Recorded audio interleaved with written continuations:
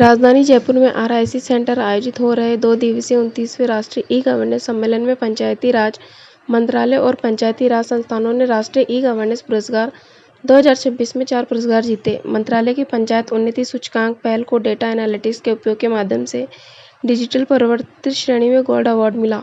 अन्य विजेताओं में कादेपुर ग्राम पंचायत सांगली महाराष्ट्र को गोल्ड, विजयनगर ग्राम पंचायत पश्चिम त्रिपुरा को सिल्वर तथा जिला परिषद नंदुरबार महाराष्ट्र को ई-आरोग्य दामनी पहल के लिए गोल्ड अवार्ड मिला है। वर्ष 2026 की पुरस्कार प्रक्रिया में 30 राज्यों की 1.65 लाख से अधिक ग्राम पंचायतों ने भाग लिया।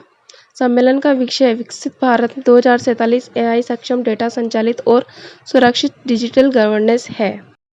पहले से आपको ये समझना पड़ेगा, जो पंचायत इंडेक्स एडवांसमेंट इंडेक्स आया वो एकदम से अचानक से नहीं आया।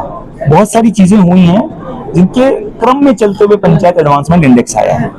पंचायत इंडेक्स एडवांसमेंट इंडेक्स आने से पहले से हम लोग पंचायतों को पहले फंड मिल रहा था सेंट्रल फाइनेंस कमीशन का, जिसके लिए उनको अपना प्लानिंग करनी थी। उससे पहले वो प्लानिंग भी कर रहे थे, तो हम उसके क्रम में एक आगे आके हमने कहा जब ये पैसे मिल रहे हैं और ये प्लानिंग कर भी रहे हैं, तो अगर इनको एक तरह का रिपोर्ट कार्ड मिलना शुरू हो जाएगा तो ये खुद ही सुधार कर पाएंगे। इसके क्रम में पंचायत एडवांसमेंट इंडेक्स आया है। पंचायत एडवांसमेंट इंडेक्स के आने के बाद से जो प्राथमिकताएं हैं हमारे इसकी मंत्रालय की, वो ये है कि इस पंचायत एनवायरनमेंट इंडेक्स से जो चीजें हमने सीखी हैं ये ग्राम पंचायत तक पहुंचे और ग्राम पंचायतों तक पहुंचे और इनकी बेसिस पर वो अपनी क्वालिटी में सुधार करे, उन एरियाज में, उन इंडिकेटर में सुधार करे जो कि हमें पता लग रहा है। आइडिया सिर्फ ये नहीं कि एक नंबर आ जाए हमारे पास पड़ा रहे और हम अपने डेटाबेस में उसको रख के खुश हो जाएं।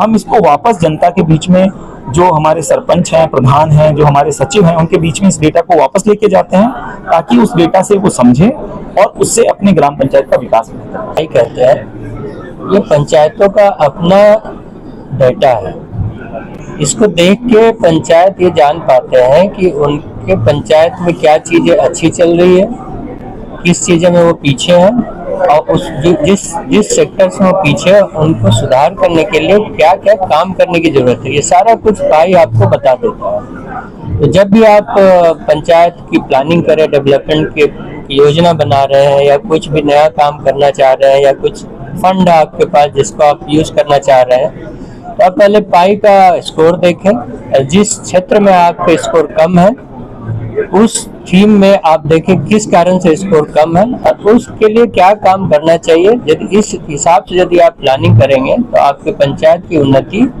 बहुत शीघ्र हो पाएगी और अच्छे तरीके से हो पाएगी और आपके पंचायत के जो लोग हैं सही बेनिफिट ले पाएंगे। इसलिए पाई बहुत उपयोगी है आप लोगों के लिए।